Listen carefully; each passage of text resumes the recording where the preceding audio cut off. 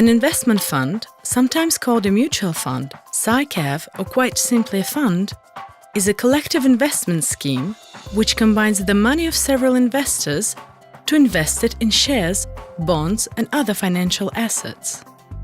Let's look at an example. Oliver is an investor. He would like to invest part of his retirement portfolio in the stock market. However, he does not have the time to analyze individual shares and to create a diversified portfolio. So, he decides to buy a unit in a fund specialized in shares.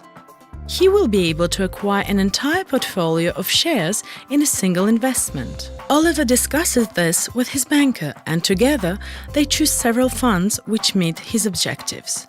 To help decide, they have fact sheets for each fund which summarize and explain how each fund works.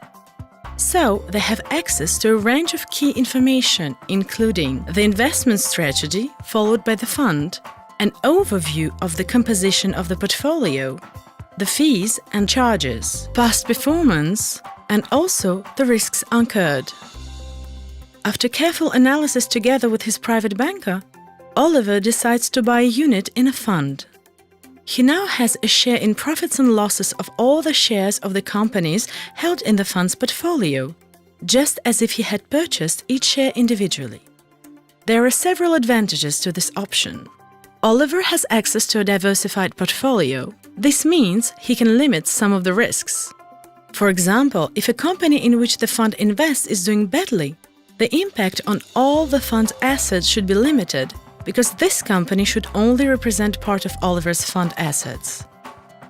Oliver will not have to follow his shares portfolio, economic news, and its exposure from day to day. The manager does this for him.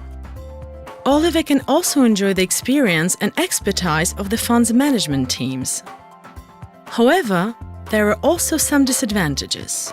For example, Oliver will have to pay fees, management fees, transaction fees, or even operating costs. And he will not always have an exhaustive overview of all his investments, as he does not make decisions himself. And of course, like all investments, there are risks.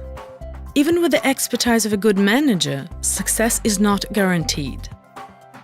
If the manager makes the wrong decisions, Oliver will not obtain the desired return. The fund may also be affected by changes in the market. Its value may therefore decrease. Oliver has chosen a fund which invests in shares, but this type exists for practically all forms of investment. So we could have different funds depending on the type of products in which the fund invests, the geographical area, or even the themes chosen. For example, bond funds will only purchase bonds. As for mixed or flexible funds, they can buy both shares and bonds. The universe of funds is therefore very vast. While there are still lots of other things to learn about this form of investment, you now know a little more about funds. If you would like to know more or would like to get started, we are here to help.